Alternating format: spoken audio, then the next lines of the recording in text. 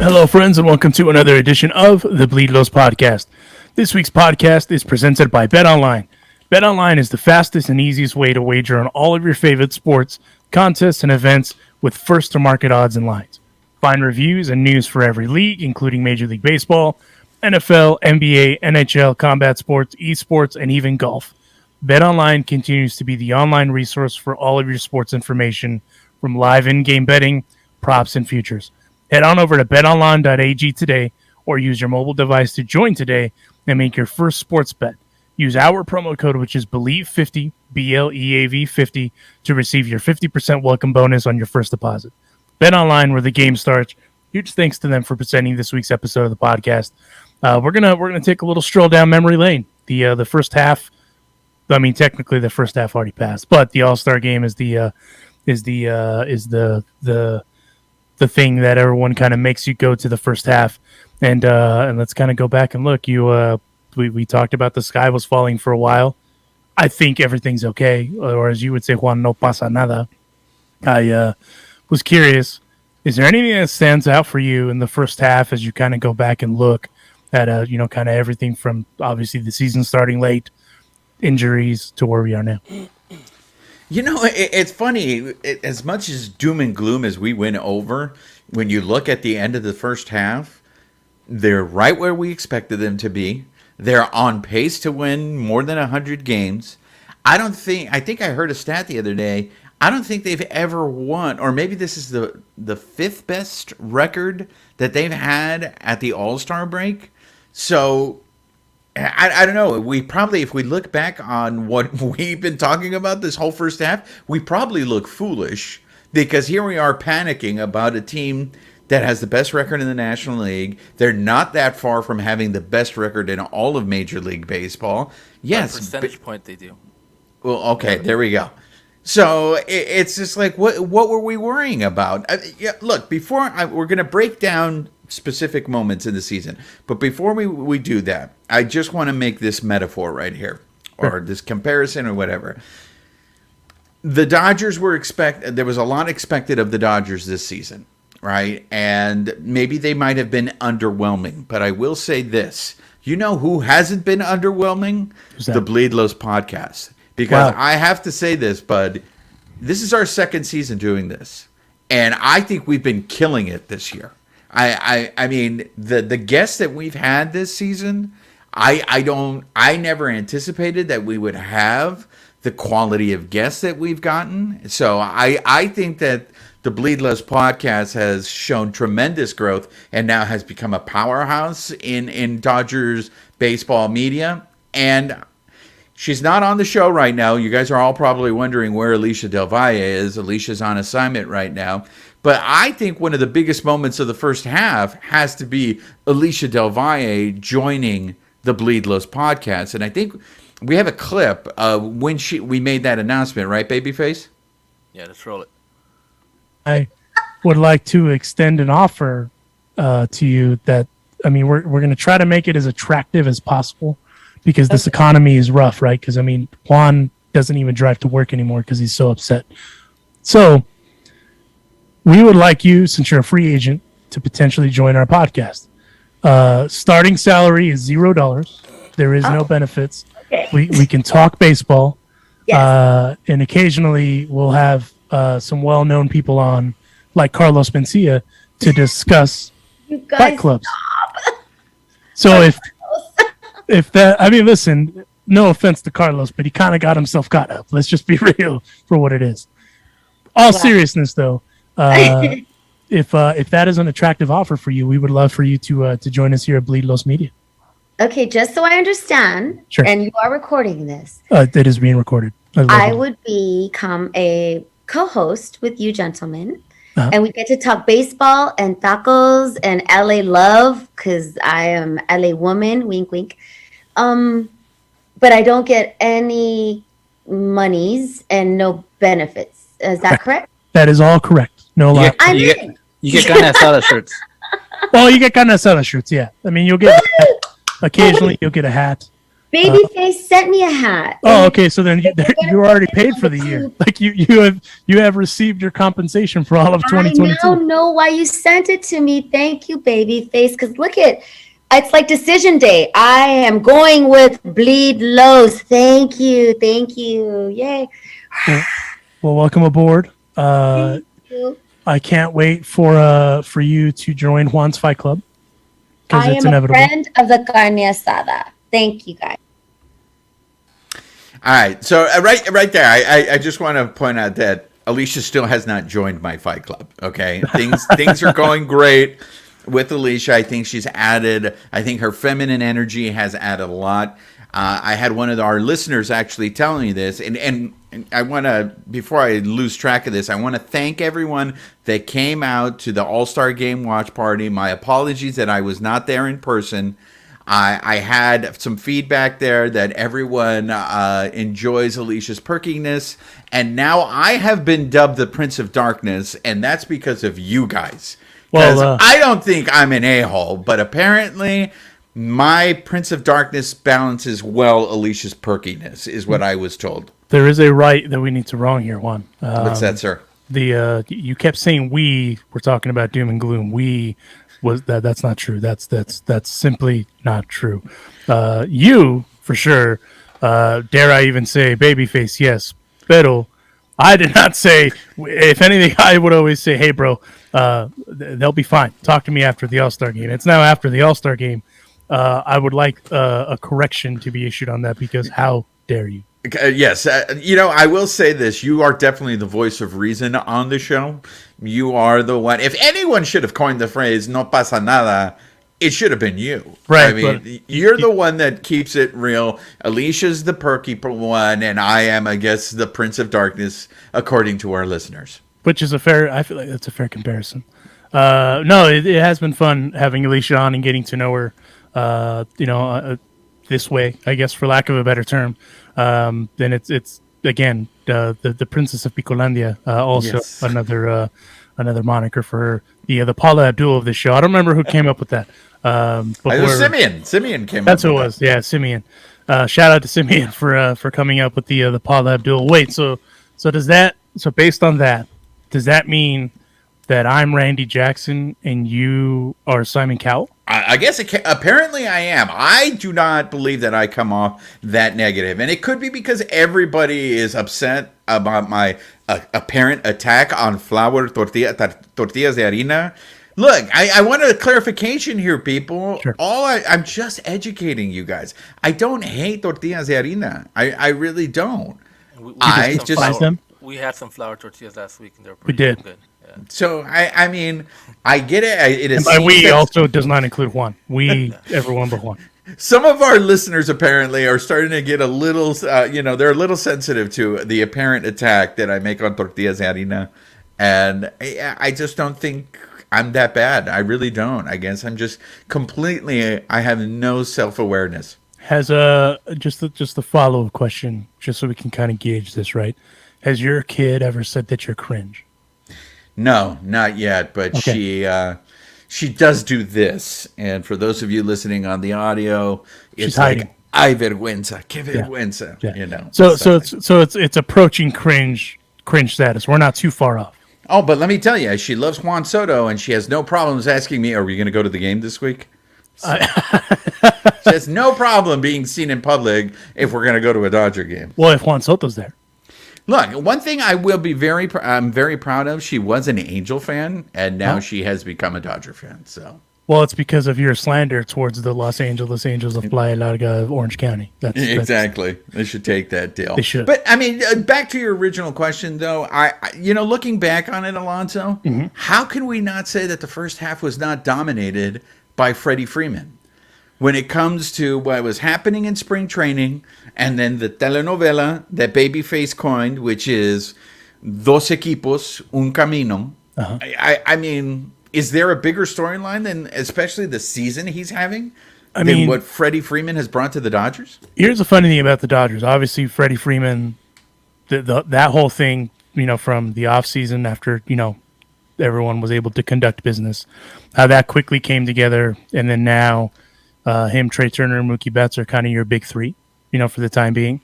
Did not have that in my bingo card because I told you all along I didn't think Freddie was coming to LA. I was completely, and the funny thing is that was kind of the go-to, right? Like right now, as you mentioned, Juan Soto, the trade rumors right out the gate are like, oh, the Dodgers are going to go get him, and I unpopularly said I don't think the Dodgers should go get him, nor do I think they will. Also, now that we know the asking price for Juan Soto, I don't think anyone's going to get him unless it's maybe like the Padres or the Mets, someone that is trying to do kind of a sexy move. But anyway, with Freddie, dude, and the thing I did not expect either with Freddie was the telenovela. That completely blindsided me, especially with how kind of, for lack of I don't even think that's fair. I was going to say it got ugly, but I don't think that's fair. I feel like it just kind of got blown out of proportion. Yeah. Especially with kind of his return, because obviously they play in the NL. He's going to have to go back at some point. But I mean, all things considered, I think Freddie Freeman's going to be okay because he's been on a little bit of a tear. He himself foresaw it coming, and that just kind of adds to the novella. Well, yeah, I mean, think about it. I think the reason why I say he exemplifies the Dodgers' first half, if you look at this guy's numbers, the guy is hitting .325 right now. He has 62 RBIs and 15 home runs. That's kind of what you expected him, right? Of Freddie Freeman. Yeah. The Dodgers are in first place. They're like 30 games over 500. I don't know if I expected the Dodgers to be this good in terms of being 30 games over 500, especially in a division where the show pods. Well, the Giants obviously are struggling. The Giants don't have the same voodoo magic that was happening, but that's been a surprise. Or let me ask you this. Are we looking at this the wrong way in the sense that the Giants are who the Giants are? It's just that the Dodgers are that good. I mean, the Dodgers are, let's just get that out of the way. They're an all-star roster, right? They're, some dare would even say kind of like, a super team, kind of like that Golden State Warrior thing. The Padres have good pitching. They obviously have to fill some holes. We've talked about that a bunch. The Giants should be better. They're underperformed. There's just no other way to put it, right? But they've also been hampered by injuries and all that sort of stuff. So I don't think last year was a fluke. I'm surprised that they're currently 48 and 47 as of the recording of this. Arizona and Colorado are honestly where last year was a fluke. I've said it since last year, and I told you guys at the beginning of this year. Last year was a fluke. Remember, I know they won 107 games, whatever, but it was a fluke. I mean, Crawford was playing out of his mind. Belt was playing out of his mind. I mean, it was because of Buster leaving the team. That team was playing out of their mind for Buster Posey. And now this year, things just went back to normal. Can I say what is a little bit of a surprise? Yeah. How not great the NL Central is. I'm kind of surprised by that. Like, everyone there is kind of, like there's no one, there's not really anyone. Like, now if the Cardinals go out and get a Juan Soto, okay, you have my attention. But even then, I mean, they're, the Cardinals are 2.5 back from the Milwaukee Brewers, and they're 51 and 46. I'm kind of surprised by that, especially because the Milwaukee Brewers kind of threw in the white flag. The indicator for that for me was when they got rid of Lorenzo Cain. Yeah. Hey, we're done. Thanks, bro. Thanks for everything. I'm kind of shocked by that. But not to anyone's surprise, the Mets are kind of turning and riding that ship too. I mean, they're in first back in the East with the Braves right behind them. But I am way surprised that the Phillies are still underperforming. That's another big surprise in the NL. It's been a weird year. I will say that because the Dodgers, but again, this all kind of comes back to the one thing that we talked about, and I know it gets kind of lost in the fray now. The season started late. It messed with a lot of guys' stuff, and here we are now. I know that's going to be like, oh, that's an excuse, but at the same time, it all started late. Everyone kind of had to scramble to get things going, scramble to get through spring training, and then here we are now. I mean, I know that sounds like a cop-out to the players, but hey, I feel like that's fair. Before we leave the Freddie Freeman, I just want to point this out.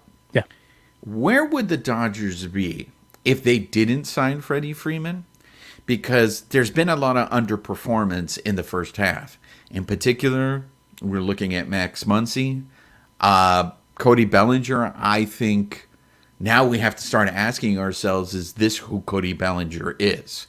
And I think people were expecting at the beginning of the year when Jeff Passan and everybody was saying this was going to be the greatest Dodger lineup. And if you look at their run differential, it is the best in the National League, but the Yankees have a run differential right now of over 200. So the Yankees right now look like they have the greatest lineup that ever lived. But the Max Muncy thing to me is interesting. And going back, Max Muncy was a guest on the show in the beginning of the season. I know people will say, to your point, Alonso, that you can't use this as an injury. But have you found yourself, do we need to start asking the question, is this still the season that Muncy is having? Is it because he hasn't recovered from the injury? Or is this now what we're seeing Max Muncy? This is who Max Muncy is. And why don't we hear it from Max Muncy himself in terms of him talking about his injury?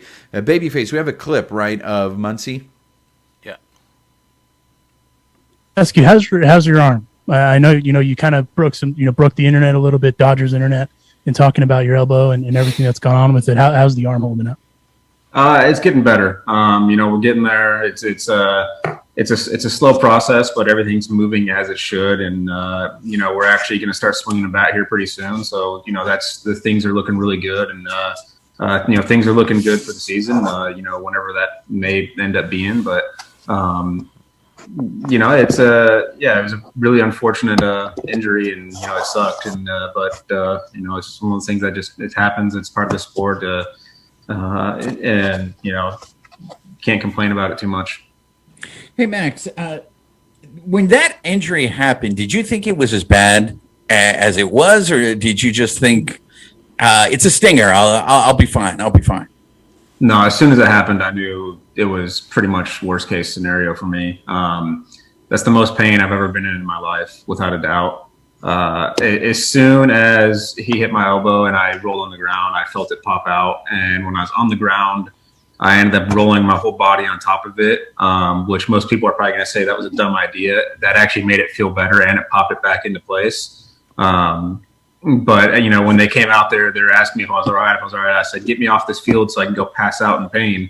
It's just one of those things where I knew right away. And, we went and got the MRI that day, and we got the results back, so we knew immediately. And then it was worst case scenario, but because of how things happened, it ended up being the best of worst case scenario. So, it was my left arm. We tore the UCL, we tore a couple other ligaments, shredded the muscles, dislocated elbow. It was basically a total blowout almost, but because it was my left arm, I didn't need surgery. Because of how the ligament was laying on the arm, it didn't need to be surgically reattached. It would heal on its own and kind of scar over. And because it's my back arm swinging, is another reason why we didn't have to have surgery. So, like I said, it was worst case scenario, but it was kind of the best of worst case scenario for me. Missing the playoffs sucked, but we should be ready for this year, and we'll see how things go once we start getting really into baseball here. So, Alonso, let me ask this to you. I'm starting to see this a lot on Twitter, and I think the person who's leading this parade is Howard Cole. The question of how much time how many more opportunities are you going to give Max Muncy? Because it doesn't look like it's getting better. I watched him. I think it was Saturday. I watched him for a little bit. Take some of the at bats. My man's frustrated. He's pissed. Like when you watch those at bats, It's like he's it's one of those where, okay, we need to go back to the drawing board. What's wrong here, right? And that's kind of that's on Max Muncy like, because he's one of the most patient hitters in the game, right? But that kind of tells you that the mental toll that it's taken on him. So defensively, I don't necessarily think it's an issue. It's just the bat, right? And that's unfortunate because, one of the things that Max is kind of known for is his clutchness and all that stuff. So I don't know.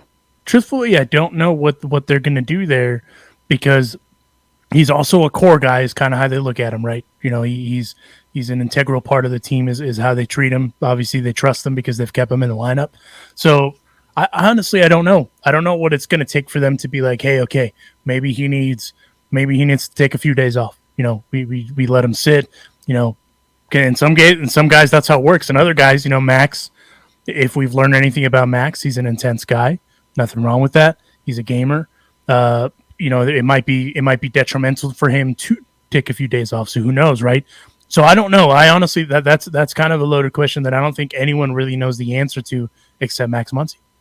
Hey, Babyface, what do you think?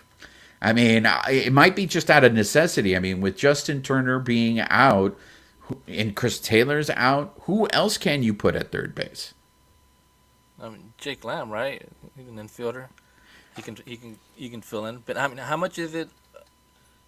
Is it that injury? I mean, should he have had that Tommy John or whatever to get that fixed and been out this season? Is it gonna take? I don't know if they can still go back and have surgery at the end of this year, like to correct it. I mean, how much of what he's doing right now is it because of that elbow? Well, I mean, I guess that's the question. I mean, that's what baseball is. How many times have we seen guys have 3 or 4 really great seasons, and then after that, I mean, look, we mentioned it earlier. Maybe that's what Cody Bellinger is. Maybe Cody Bellinger had 3 or 4 good seasons, and now what we're seeing is who Cody Bellinger is. Look, I can't stress this enough. Whenever I see someone have success, especially early in their career, I'm always just like, okay, now the league is going to adjust to him, and let's see how he reacts to that, right? Because now the player then has to, look, these are Major League Baseball players, and everybody has tape on you. If they're going to identify what your weakness is, and then they're just going to attack that, and you, as the player, you have to make an adjustment to that. So, I mean, I don't know. I mean, is this... I'm pivoting to Cody Bellinger, Alonso. What are you seeing with Cody Bellinger? So can I play devil's advocate for a second with Cody? Absolutely. I think... So, but I'm the Prince of Darkness. But yeah, you go ahead. You play devil's advocate. Well, the reason I'm going to play devil's advocate is because there's a lot of people that are saying, well, this is his ceiling, right? Yeah. What if his ceiling is he's a big-time clutch hitter?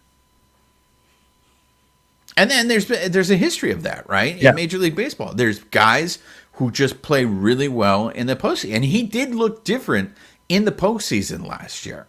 Yeah. So, I mean, because here's the thing. I've there's something that's stuck with me from, we don't have a clip of it, but it was one of my favorite interviews that we've ever done, the one with Eric Karros. And Eric Karros said, okay, you know the Dodgers are do you know they're going to make the postseason? You can book that right now. You can bet online. Shout out to Bet Online again.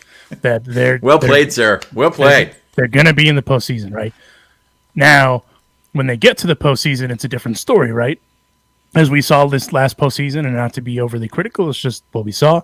The likes of Trey Turner didn't show up. The same Trey that was there that they acquired, all that stuff. And not to single him out, I'm just using that as an example because some of these guys play completely different when the bright lights are on, right? And I think Trey Turner is going to right that ship. I think he's going to right that wrong. I'm not overly worried about that. But, Cody, I think his time to shine is in the postseason. And that's kind of what you're after, right? You want these guys to go out and do what they need to do during the regular season. Would you like them to all be MVP candidates and all-stars and all that? 100%, right? But you already kind of have your usual suspects who you expect to be those all-stars, right? And then you have to have your role players. Look at the Warriors. Are the Warriors champions without their role players? No. So it's kind of the same thing with the Dodgers. You have your usual suspects as as role players. I think Cody Bellinger I don't necessarily think he's also a role player. He's an everyday player. But, I'm not going to be overly critical of what he's kind of gone through because he also had a gnarly shoulder injury. Like, it wasn't anything light to take easy.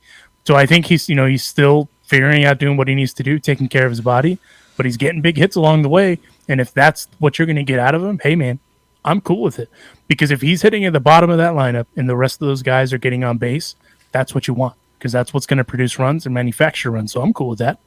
I know that's not the sexiest answer, but at the same time, the Dodgers are in first place and they're 11.5 up on the Padres. If that's what it's going to take to be in that position to get into the postseason, and if he continues to do that in the postseason, sick. Sign me up. I'll take it all day. Babyface, what do you got to say about Bellinger? Yeah, I mean, I'll take the big hits in the postseason. It just seems that Bellinger, some days he looks really good. He has some good at bats, and other at bats are just like Like, dude, what are you doing? Like, I mean, the day he hit the grand slam, right? He was down 0-2, and he came back and he fought and he fought and he fought and he got that hanging curve, and grand slam won that game for them, right? So those are the type of at bats that I want to see Bellinger taking, but it's not, it isn't consistent. So like I said, sometimes he'll come up and he'll look really bad, and then sometimes he has those good games. He gets a couple hits, home runs. So that's, if we can get more of that Bellinger, during the regular season. I'm not saying he's got to go out there and hit 300. I don't think he's going to hit, 30 home runs, 100 RBIs, but he gets us 250, 25 bombs, 80 RBIs. Who wouldn't take that, right? During the season. Well, yeah, but I mean, and again, this is the reason why I think all Dodger fans should really be grateful about this front office, because we've talked about the signing of Freddie Freeman and having Freddie Freeman on this team, but the two other guys that we haven't talked about, and to me, I mean, these guys, in my opinion, are carrying this team, are Mookie Betts and Trey Turner. And why are these guys on the team? Because the front office was smart. You saw how they spent their money. The longest contract they've ever given was to Mookie Betts. Then they make the trade because they have the assets to go get Trey Turner.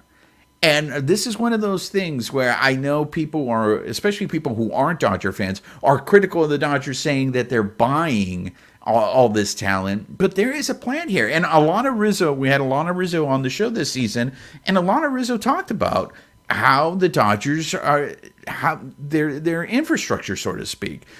Go ahead and play the clip there, Roger. What people lose sight of, Juan, is the fact that, as Alicia was saying, it's like, we don't realize how lucky we are to cover the team and to be a fan of a team that has gone to the World Series 3 times in the last, at this point, whatever it is, 7 years or whatever it is, 17, 18, and 20. We take for granted, I think, how good this team is year in and year. And I do not want to hear the excuse one more time that this team spends money. Because there are teams that spend money that have not had the success that this team has had year in and year out. And by the way, this is a team that also has success every single year and does not completely deplete their farm system to have success. So I don't want to hear it anymore.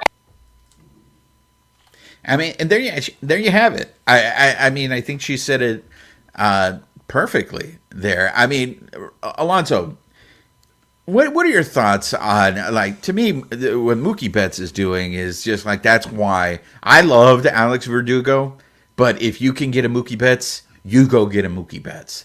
Okay. And after that, I don't know anybody who wouldn't want Trey Turner. Watching this guy play every day, I understand it's business. I don't know why the Dodgers haven't locked up Trey Turner, because you're gonna once he goes to the open market, you don't know what's gonna happen. I want to hear your guys' thoughts on Mookie Betts and Trey Turner in the first half of this season. Mookie Betts is quietly the second best baseball player on the planet. The first is Mike Trout, and it's not. I mean, I know Dodger fans would be like, oh, you're riding the coattails of Mike Trout, bro. Mike Trout's the best player on the planet. Like, there's no other way to put it. If you think that I'm crazy, go watch Mike Trout play. But Mookie Betts is easily the second best player in baseball. And he's quietly done it. And the thing, and Eric Karros, I hate to bring him up again because we don't have a clip, but he said it himself. They underpaid for Mookie Betts. If they would have waited for all that stuff to play out, I honestly think that Mookie deal would have cost them way more money. Now Trey Turner, I still to this day I still think it's one of the better trades the Dodgers have done, because they obviously they did it for max, right? But the payoff was we get Trey Turner. Now, Trey Turner is going to be an interesting offseason. He's going to have an interesting offseason market because, I mean, I've said it here before. I know I was a little critical of him a few seconds ago, but I'll say it again. I trust in Trey. He's the best shortstop in all of baseball. It's not even, in my opinion, it's not even close. I know my opinion doesn't matter because I'm just a little brown guy on a podcast, but what do I know, right? But, I mean, dude, just everything about Trey Turner, just on both sides, it's criminal how good that dude is. But what I like about Trey Turner is the rapport that he's built with these guys. You see him and Mookie and Freddie hanging out. That's your big three, right? In the NBA, they talk about their big threes. And Dodgers currently have a big three. And for me, just watching Trey play, he plays the right way, but he's having a lot of fun, just like the rest of the guys are. And I think they've adopted your mentality of Juan of no pasa nada, because that's how they play. You know, they go out there and they're roughnecks and they do what they got to do, but they're having a lot of fun. And you know, at the end of the day, what matters is you got to win those games, and they've done it. Can I just say one thing though? There's one game that stuck out to me this year, and everyone kind of had impact on it, and I think that's kind of why we're here now. Obviously, there was the flip flops with the series, right, where they were going out and struggling against teams they shouldn't have been struggling with, and all that stuff. The game on July 10th, when the Dodgers came back to beat the Cubs 11-9, I think is what kind of this is what we are. This is who we are. And I think that series is the series where they kind of flipped that switch, because ever since then, Freddie's been on a tear, Mookie's been on a tear, Trey has been on a tear. So, and again, your usual suspects of guys are doing what they're doing, and that's why you go out and get them. That's why you went out and got a Trey Turner. That's why you went out and got a Mookie Betts. And I think all credit to this front office, like you were saying earlier. That's why they're in this position. And obviously, this is the core guys too, right? But I mean, that's why you go out and get a Trey Turner. That's why they made that move. Yeah, it was nice to have Max Scherzer, but Trey Turner was the payoff. What about you, Babyface? Yeah, I mean, I tweeted this out the other day. I mean, you have that 1-2 of Mookie and then Turner. It's like, good luck, right? Just most teams, you're lucky if you have a dynamic leadoff hitter, right?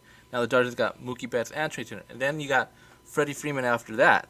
So it's like, I mean, good luck, right? It's like good luck to the rest of the league. And then the Dodgers keep doing this.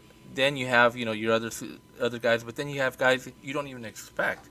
You got Trace Thompson in there producing, Jake Lamb producing, guys they find, you know, just on the sidelines, and constantly the Dodgers keep doing this. They just bring guys in, they plug them in, and they start producing. So it's like I don't see any other team doing what the Dodgers are doing. You know, it's funny that you say, Alonso, that the game that represented the first half, I think that was a good pick. But it's funny. I think you can say that about a lot of games this season that represented, like, that game in Philadelphia that they lost on the Muncie play. Is that game not more indicative of poor Max Muncie's season, right? The other day when Cody Bellinger hit the grand slam, and he got a curtain call, and then they let him go out and run on the field in the ninth inning by himself so the fans could give him more recognition. I mean, to me, that's a team that is just like, they see that this guy maybe is struggling. Maybe he needs this. I mean, we went from earlier in the season when they were in San Francisco after they got swept, where Dave Roberts is calling them out for being selfish, to now we see a team basically saying, hey, man, let's make sure that Cody gets his due. Like, you're right. I mean, maybe that Cubs series is the one that turned everything around, and now they're clicking, and they're just, everything seems to be a team win from this point. Right. It doesn't seem like it's someone is carrying them. I want to transition to this because I think going back to spring training, I heard a lot of this, and I think we talked about it too. What was the biggest concern for the Dodgers going into the season? And I think a lot of us had talked about pitching. And in particular, we haven't mentioned him, but the guy who we thought was going to be a problem this whole season, turns out I don't think anybody cares anymore about him, and that's Trevor Bauer. Like, losing... You know, when we thought they're not making moves, it's because they're expecting Trevor Bauer to come back. Well, it turns out Trevor Bauer's not coming back. And the Dodgers, I mean, they're starting pitching.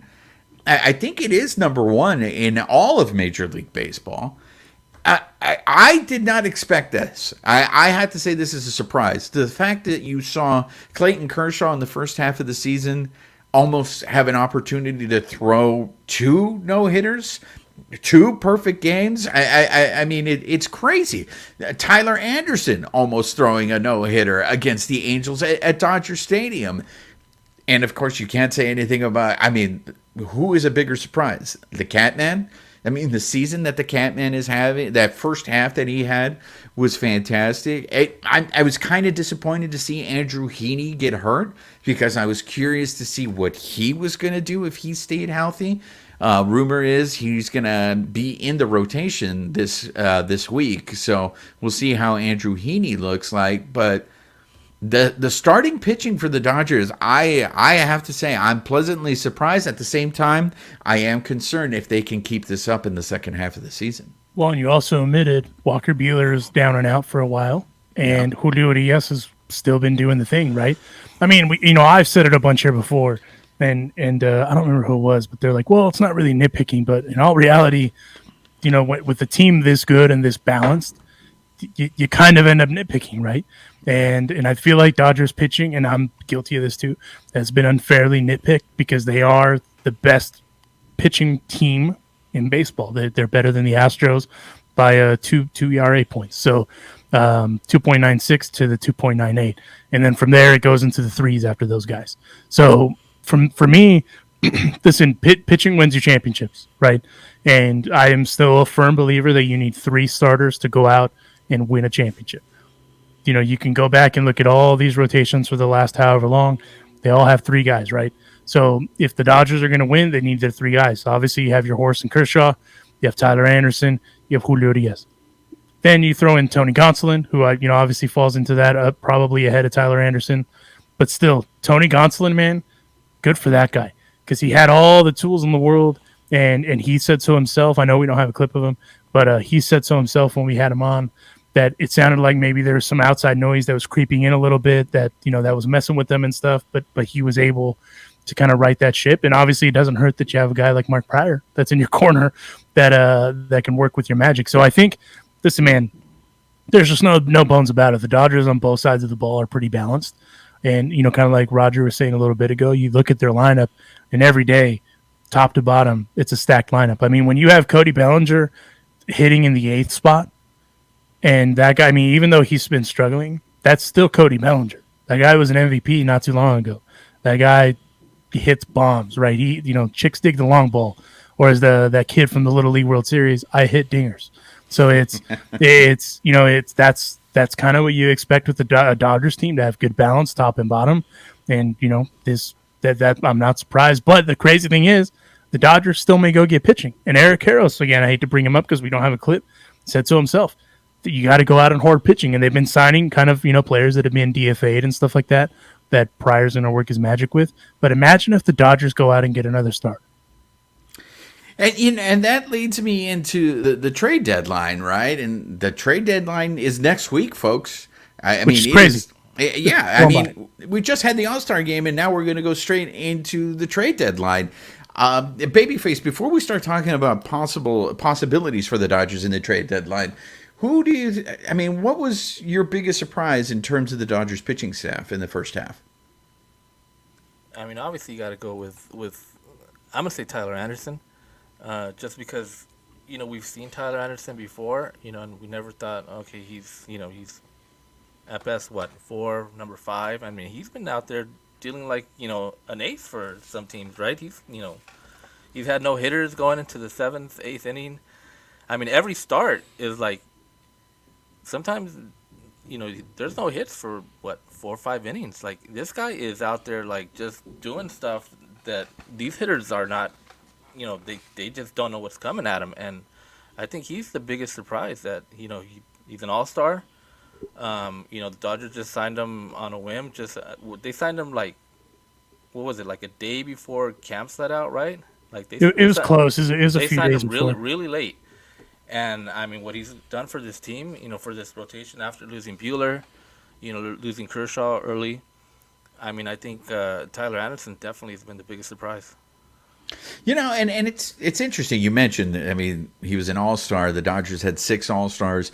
You could very easily have made the argument that they should have had 7.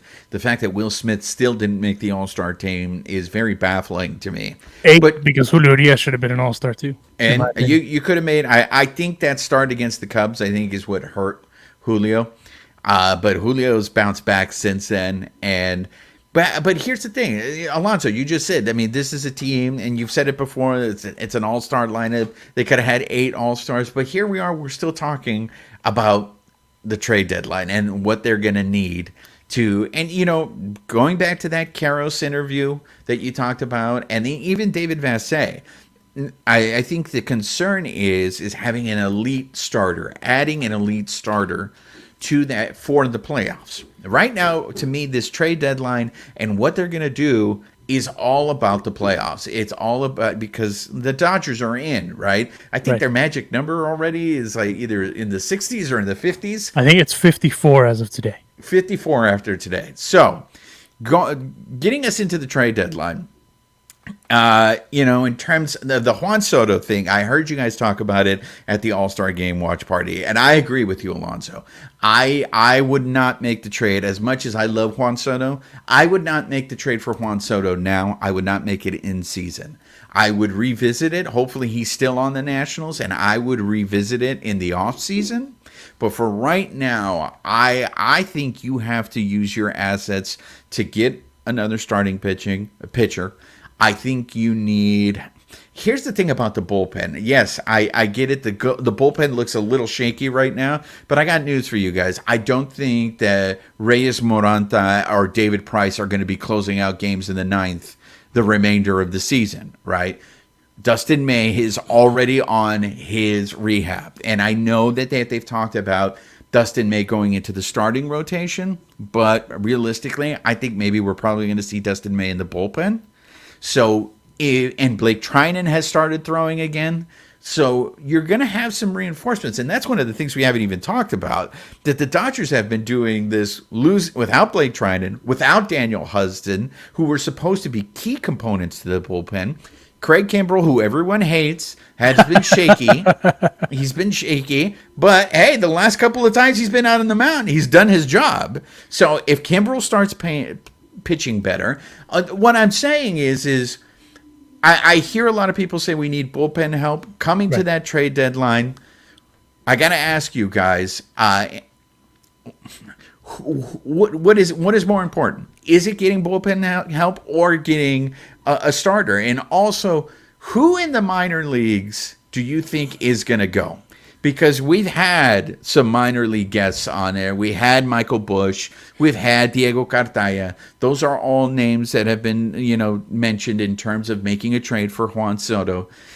We had Miguel Vargas on the show. Like, to me, I think guys that I don't want to see the Dodgers lose are Bobby Miller. And I like Miguel Vargas. I really do like Miguel Vargas. I'm okay if they trade Cartaya, to tell you the truth. And I'm okay if they trade, Michael Busch. Michael Busch is probably not going to come back on the show now because of that. But there's something we have a clip of Miguel Vargas, don't we, Babyface? Yeah. Do you have a favorite Major League Baseball team, or was it always just? And you keep saying Gurriel, and I know it's killing my producer Roger over there that you're saying that name, but we're not going to get into it. But was there a team, a Major League Baseball team that you liked? I like more part like the players than teams, because we always in Cuba we follow players. Mm-hmm. But right now my favorite team is the Dodgers, man. There you go. That's the easy question. That's a softball question, and well done. Yeah, that's easy. Crushed it. That was easy. Good answer. That was easy. Good answer. Now, crushed it. This is what's going to endear you to more Dodger fans. Do you know who Fernando Valenzuela is? Of course. Okay, so the same way that the Dominicans are about Big Papi and Pedro Martinez, that's how the Mexicans are about Fernando Valenzuela. That's how we are about Julio Urias now. Julio Urias is our new Valenzuela, and we all, we all root for Urias. I mean, look, that guy at the beginning of the season, when you saw the list of the minor leaguers, the prospects being ranked, I got to be honest with you guys. I was like, who the hell's Miguel Vargas? How did he climb up so quickly? And now, to me, I mean, he's killing it down in AAA. And honestly, I could see them bringing him up in the second half of the season, but he's going to lose at-bats. He's not going to play every day, especially with this lineup. So I understand why they don't bring him up. But who do you guys think are the prospects that might go in this trade deadline? Well, I mean, and again, I don't think they're going to trade for Juan Soto. Let's just preface that again. And real quick, if they did get Juan Soto by the off chance, then I would make an I Stand With Juan shirt. Only way. That's the only way. I also don't think the Dodgers need Juan Soto, if we're being completely honest. And real quick, before I even preface that too, no disrespect to, from Juan, I should say. Evan Phillips has been out there doing the damn thing. Yes. Yancey Almante, who I wanted the Dodgers to get him a long time ago, and I'm so stoked they got him, but then just the magic that Pryor's worked with him, it ain't right. Phil Bickford, these are guys that have kind of carried the back end of the bullpen, right? Is there a question mark around Craig Kimbrell? I guess you could say that, but as you said, Juan, the last couple outings, it's been, to quote the great Michael Cole, it's been vintage Craig Kimbrell, and that's kind of what they went out to do. But also, no disrespect to Alex Vesia. Vesia has come up huge for the Los Angeles Dodgers throughout the season. There's that save of a few days ago, I guess I should say, before the All-Star break, where he was jacked. And you know what? They're doing this without Blake Trinan right now. They're doing it with, like you said, without Dustin May. And I have a hot take on Dustin May. I think he's going to go into the rotation. And the reason I think that is because he's starting games in rehab assignments. He's not coming in kind of in, whenever after the first inning, second inning, he's starting him. So if they're starting him, that means they're getting him ready for starts. So I think he's going to be in the rotation. That's just my hot take.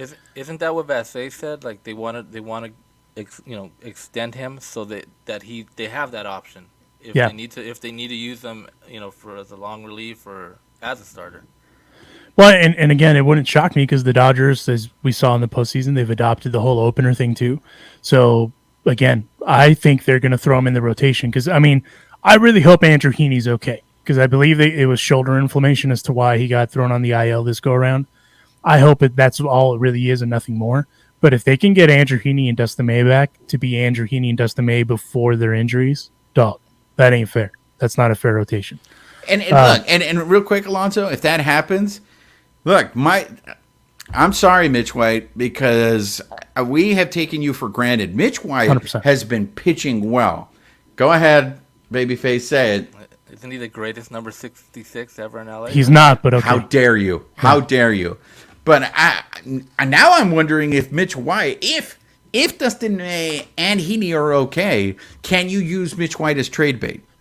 Well, so this is what I was going to say. So all that was leading into, if they go out and make a Juan Soto deal, they're going to get Diego Cartaya, they're going to get Michael Busch, they're probably going to get Miguel Vargas and probably Andy Pages, and the dude that I would, because they want a low service time major leaguer, here's Mitch White. That's who I think it would be. I don't think that they would trade Bobby Miller or Pepio. I think they would hold on to those guys. Cartaya, because there's a little. I said this to you guys in our group text, and Roger thought I was crazy. I think they're going to trade Diego Cartaya only because there's a logjam at catcher. They just extended Austin Barnes, and then Will Smith is first. I don't see how they don't extend Will Smith. That's just me when his time is up. So Cartaya, who's still relatively young, that's the perfect trade asset right there. But again, it all depends on what you're going to get because that's a hypothetical for Juan Soto because then not only is it just that for Juan Soto, but at some point you got to give the guy $500 million. So for me, that's a lot. And that's even, and I know the Dodgers hoard assets in order to make those sorts of deals. A la Trey Turner, Max Scherzer, the deal that happened last year with Keibert and Josiah Gray were kind of the focal points of that trade. I just don't know. I just don't see that. I feel like that's one of those deals where the Dodgers are like, nah, that's too much. And if the Dodgers are saying that's too much, it's too much. You know what I mean? So, because again, the reporting is the Nationals want 4 to 5 prospects and a major leaguer or 2 with low service time.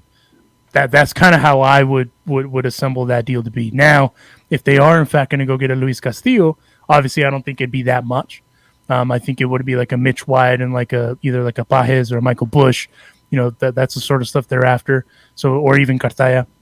I wouldn't be surprised. But I mean, again, I when you kind of look at this team, if there is a weakness per se, I feel like it's pitching. So if they're going to do any moves, I think it's going to be quiet bullpen moves. And then maybe trying to get a frontline starter. But they don't really need to make a move for a frontline starter either. That's kind of the position the Dodgers are in too. So here's a question for you guys. So it was reported, they said that the Angels aren't looking or wouldn't do it, but I mean, if someone comes knocking and they're offering Shohei Ohtani, who would you rather get? Juan Soto, if it's going to cost you relatively the same assets, Juan Soto or Shohei Ohtani?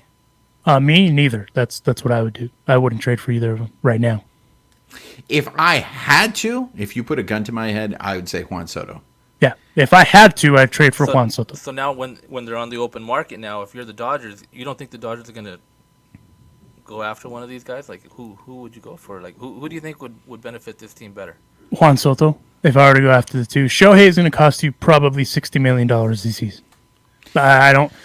I mean, that's the thing about Shohei. It's going to be a once in a lifetime market situation, because when's the last time we had a unicorn like that in baseball that wasn't named Babe Ruth? So look, the reason why I'm hesitant on Ohtani, even though I have so much respect for what he's doing, and this is just amazing to me, is because it's unproven territory here. Okay, how much longer is he going to be able to do both? And that was going to be my point. How long is the sustainability there? Exactly. That's the only thing. But I think, to me, what trumps everything is the fact that Soto is in his early 20s. Yeah. I mean, you're going to have a guy, and I get it. I mean, it's a lot of money. But honestly, the Dodgers, and I don't think Friedman subscribes to this anyways, is I don't think he likes long contracts. I know Caston doesn't. Caston doesn't. I will say this about Juan Soto. I don't think it's going to be a 13-year deal. I don't think that's what he's wanted. Based on what Scott Boras has publicly said, is that they're pissed about the annual average that he would be paid. So to me, I think Juan Soto wants, that's the irony. He probably wants that Shohei money where it's like $60 million a year for 5 years, something like that. Do I think the Dodgers would be willing to do something like that for a Juan Soto? I think so, because it's reported that they offered Bryce Harper like 3 years, $150 million or something like that. I don't know how true that is, but at the time that was kind of unprecedented, right? Yeah. Well, they did the same damn thing with Trevor Bauer. They gave him 3 years, $103 million. So if it's the annual average that Boras is after, there's not a lot of teams that can afford that sort of money. And I think the Dodgers would listen instead of, okay, we have to pay this guy for 13, 14, 15 years. Instead, we only have to pay him for 5. Okay. Like, I feel like that's a win-win for both teams, especially because, like you said, I agree with you. I don't think Friedman subscribes to the idea of 13 years. Now, People are going to be like, oh, well, Mookie Betts. Mookie is an outlier. Because they also got him at a young age-ish, and I feel like that's worked out okay, too, because they won a World Series. So that's the one kind of caveat, I guess I will say, with Juan Soto. I agree with you, though, Juan. No disrespect to Shohei. No disrespect to anything that he's done. That dude is a unicorn. That he's brought back appointment TV watching. As far as that goes, I just don't think that the Dodgers need him, if I'm being completely honest with you. And if you put a gun to my head too, I'd trade for Juan Soto out of the two because he's a 5-tool guy. What about you, Babyface? Who are you going with? Yeah, I mean, that's tough. I mean, I like what Shohei's been doing, but like you said, how long is that going to last? I mean, even Babe Ruth, right? I mean, he did it for a few seasons, and then he stopped pitching, and he just went strictly hitting. So is that going to be the same for Shohei? But yeah, I think when you say, I mean, Soto's 23 years old. I mean, even if you just trade for him right now, they would have him, this year and then 2 more seasons. So he's gonna be out there contending for a team before you have to pay him. So I'd probably go with Soto as well. And there you have it. I mean, I'm very, very excited about the second half of the season. I can't wait to see, how these things. I mean, the Dodgers are on a roll now, and it's scary. It's scary to hear the names that may come back. I know they're talking about Walker Buehler in September. That's probably the least confident one that I am in terms of coming back. But I'm curious to see who, if they do get another starter, who that starter is in the second half of the season. If everybody's gearing up to try to make the move for Juan Soto, I'm the Dodgers and I call the Marlins and I just say, what do you want for Sandy? If you could get Sandy Alcantara, then I'm all for that. But one of the other things that I'm looking forward in the second half of the season, and I'm a little disappointed, and I'm curious to hear about you guys, is El Maestro Jaime Jarrín's final season is upon us. I don't feel he's gotten enough love. I don't feel he's gotten enough flowers in the first half of the season. I hope that changes now in the second half of the season. I hope the Dodgers start making it more about Jaime Jarrín in his final goodbye. We were lucky enough to have him on the show, and it was one of the highlights of being a part of the show was actually a chance to speak to the Maestro. For those of you who don't know, this is Jaime Jarrín's last season with the Dodgers. So please appreciate him. We have a clip. Well, it's not necessarily a clip, but it was something that I think is pretty awesome that he did for us. You know, he gave this show a great recommendation. ¿Qué tal, amigos? Les habla su servidor Jaime Jarrín, voz oficial en español de los Dodgers de Los Ángeles, con una recomendación muy especial y sabrosa sobre todo. Les recomiendo la carne asada. That one was cool. That was a cool one. Having him on and hearing his storytelling, and I do agree with you. I do think that he hasn't been given the I don't want to say the proper amount because I don't know truly what the proper amount of flowers is, but I feel like it's as you always say, Juan. The lead has been buried with him. That he's this is his last year, right? But I also think that's probably how Jarrín wants it because Jarrín is not the type to even when we talk to him. He didn't want to make it about him. And I feel like that's just classic Jaime Jarrín, where he just kind of flies under the radar. And in the process, you hear some really dope stories about just stuff. And, dude, his story as a whole, if you haven't read up on the story and the legend of Jaime Jarrín, do it. Because his story is insane. Dude didn't even know what baseball was. And now he's enshrined in Dodger lore for the rest of time as kind of the Latino Vin Scully, right? And I don't even think that's fair comparison, but that was cool. That was a really cool one because it's one of those where it's like I'm just gonna listen to you talk, man. I'm just gonna listen to you tell some dope stories, and then you in the process you kind of reminisce a little bit, Absolutely. I mean, what do you think, Babyface? Do you think he's getting enough credit for his final season? I mean, not as much, and also too because he doesn't travel with the team, so.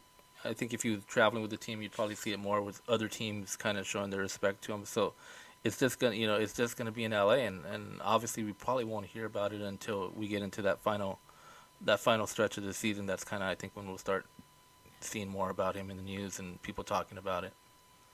Well, and real quick, Juan, before we dive into our favorite guests too that we were talking about a second ago, what is your favorite Jarrín story from that episode? Oh gosh, yeah. I have to say the Ruben Salazar story only because I love history, but it just also speaks to the fact that this is a guy who we just look at him as a baseball broadcaster. Yeah, but he was a journalist. Yeah, he started his career, and to be a piece of especially Los Angeles history.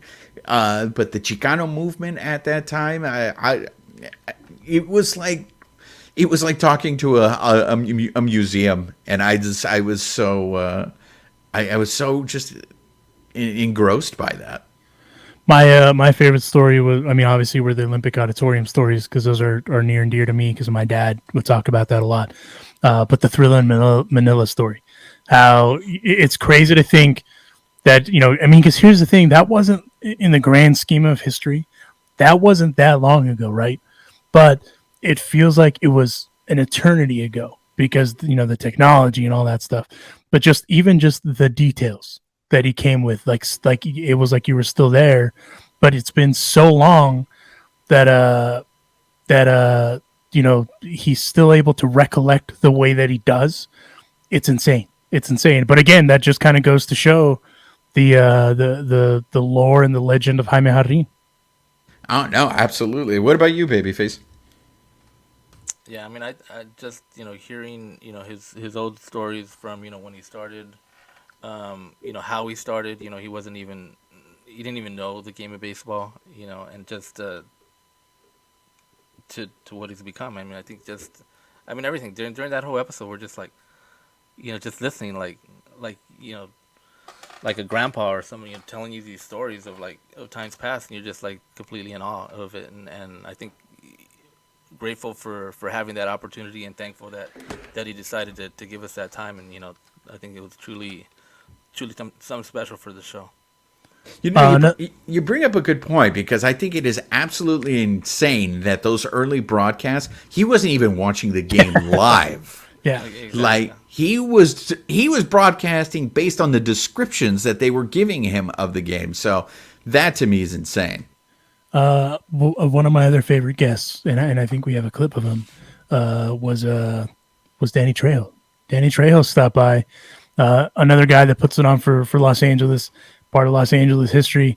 That one was kind of cool because, again, kind of the same thing as Jarrín. He had some stories, and we were just able to listen to him. But if you could rack up that clip, Roger. We were here when the Dodgers moved so when they moved from Brooklyn to move to LA, you were here right from the beginning. How was it when the Dodgers first moved to LA? And do you have any memories of being a Dodger fan? I hate to be like political, okay, but the Dodgers were, and baseball in LA was kind of a American. It was kind of.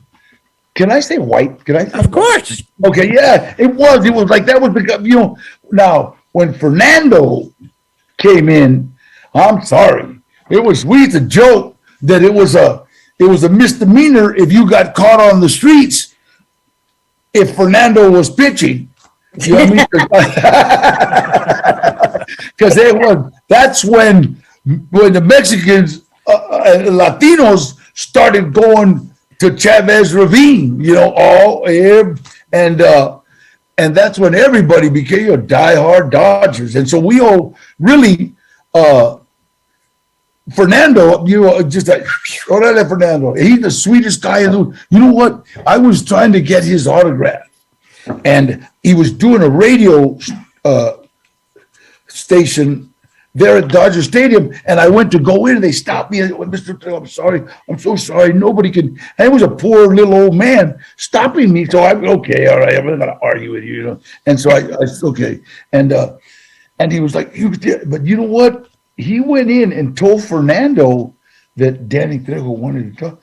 Fernando came out, and I was like shocked. Whoa! He's orale Trejo, and we hugged him. Oh, I got a picture of me and Fernando. And it was like so cool, I did, man. This guy, so he's like a humble guy. He's not like I don't have time, But really, he brought Latinos into Dodger Stadium. Again, the storytelling. It's one of those where you just kind of listen and just let it happen. That was one of my favorite guests. That one was cool. I mean, the other one that we don't have a clip of was Fluffy. Fluffy was a great guest, especially the wrestling part, because Alicia was just lost in the lights. Like, what are they talking about? But it's been a cool first half for us. It's been a cool first half for the season. I kind of want to hear from the two of you. Well, go ahead. Tying in the wrestling with Fluffy, the guests we've had, I think has been awesome. As I don't know if you guys remember him, Barry Horowitz. You remember Barry Horowitz? May he rest in peace. May he rest in peace. Let's give ourselves a. Yes. Well, I mean, let's do the Barry Horowitz. Yeah, let's do the Barry Horowitz. But I'm not going to do it because we still have a second half. Yeah. So I wanted to hear from you guys. I want to hear your bold predictions for the second half. I already kind of know what Rogers is going to be, so it's not going to be bold. But Juan, go ahead.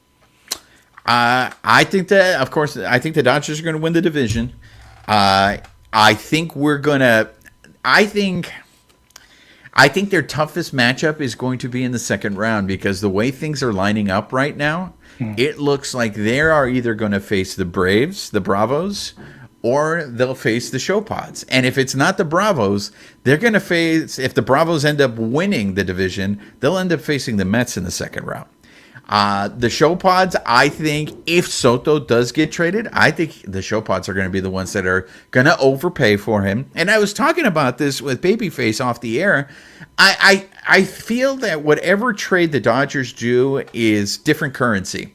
Right. I don't feel it's apples to oranges because I feel because the Dodgers farm system is so good, whatever prospects they use in a trade, they're already paying a higher price compared to other teams because I don't think other teams' prospects are on the same level as the Dodgers. So if the show pods do get Juan Soto, they're going to have Juan Soto. They're going to have Tatis coming back, which is basically almost like a trade acquisition.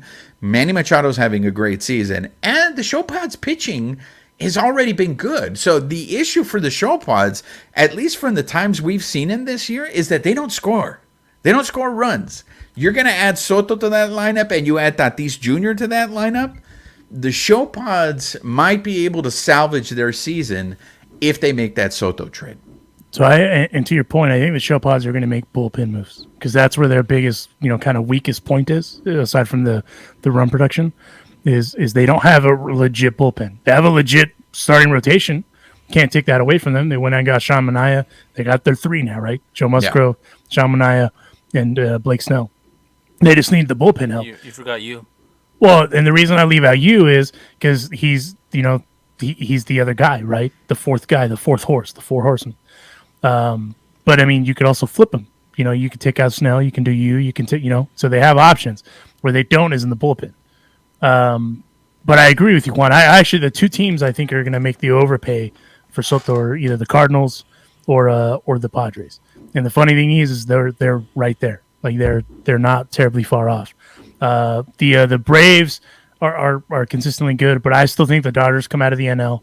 And I think the Yankees should come out of the AL. I don't see how they don't. I don't really know a lot of teams in the American League that can bang with the Yankees. And I know it goes against my original prediction of Rays Dodgers, but I mean I wouldn't be mad about a Yankees Dodgers World Series because the Yankees are the second best hitting team behind the Los Angeles Dodgers in all of baseball. So if those are the 2, if that's the offenses that we're going to get, inject that directly into my veins for 7 games. So you think we're going to see the Clásico then? I'm hoping for it. I'm hoping. And you know what? That's what baseball needs. Baseball needs a Clásico. For a long time, like for instance in World Soccer, era el Barcelona and Real Madrid, right? Everywhere. Champions League finals, La Liga, todo el pedo. We haven't had that in baseball for a long time. Obviously you had it's been 18 years since the famed 2004 brawl of the Yankees and the Red Sox, right? Yeah. We haven't had those sorts of rivalries for a long time. Not to say that the Yankees and Dodgers are a rivalry. I'm just saying El Clásico, I think, is what baseball needs to be able to kind of get it to the forefront of everything. So I think that's my hot take. I think it'll be a Yankees-Dodgers World Series. And like I said, if that's the offense, if those are the 2 offenses we're going to get every single night, inject it directly into my veins. And I hate needles. I absolutely hate needles. So if that's what it's going to take for us to get the Yankees and Dodgers World Series, let's go. What about you, Roger? Yeah, I think they're going to make a move. I think it's going to be pitching though. I mean, they got to get, because when we talk about the playoffs and those short series, say you're going up against the Mets, right? You're going to see probably DeGrom's back, Scherzer's back. So who are the Dodgers rolling out? Kershaw, and then is it Gonsolin? I mean, does that sound sexy against Scherzer? Gonsolin. Like, I mean, I mean, he's been the man, but just on another level. Like, I think they need another guy, maybe like a Luis Castillo, just to shore up that rotation. So I think they're going to make a move for pitching. It's going to be pitching, probably that, and bullpen help, and then we'll go from there. I mean, obviously, I think they're going to make it out. They'll be the NL team, and then on the other side, Yankees seem like the favorite, but the Astros have been banging with them. Yeah, and you guys missed that, right? They've been banging with them. Well, we left. Well played, sir. Well played. We left it up for you there to pitch off or hit off the tee. That was almost Jeb Bush like what you just did. Please laugh. Please laugh. So I mean, you don't know. I mean, it could be Astros coming out, and then you have another Dodgers Astros, Dodgers Yankees. So let me ask you this: Are you saying that because you want that for 2.0, or are you saying that because you legitimately believe that? And that's a sincere question, and I'm not even going with the Prince of Darkness bit because that's been taken from No, I mean, Juan's I bit. believe that. I mean, I'd want to see them get that revenge against the Astros. But at this point, it's like, hey, whoever's in the way, right? True that. No disrespect to Tony Gonsolin, who basically just got called a scrub by Roger. I'm just saying, by mainstream media, when you see, okay, you're gonna have, when you put up, your best pitchers, like, right, like, who's gonna say, oh, Tony Gonsolin, like, that's the thing with the All-Star game, like, if you're Tony Gonsolin, half the country would have been like, what the heck's Tony Gonsolin, right? But we know what Tony Gonsolin can do. But I'm just saying, in general, when you look at it, when everybody's, oh, let me tune into this game, and they're gonna be like, Tony Gonsolin, they don't know Tony Gonsolin. But you know what? You know what would help him is if they put him on the platform so the entire country could see, because that's what baseball needs.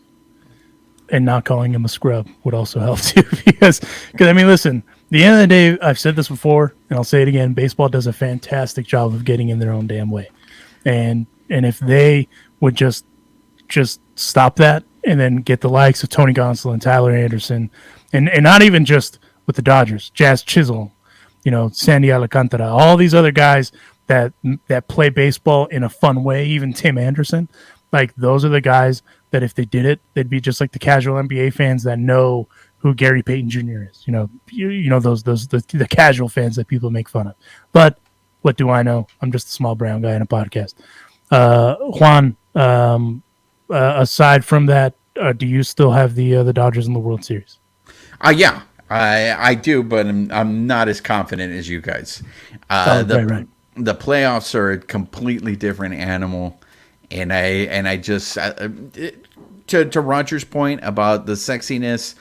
When you have a pitching staff, I'm very curious to see what Gonsolin looks like in the second half, because I'm already hearing people that they got to bring down his innings and conserve him because he's never pitched this much. Right. And so it's like, if we're doing that, I mean, we're not saying that about Sandy Alcantara. We're not saying all these guys who have better ERAs than Gonsolin have pitched more innings than Gonsolin.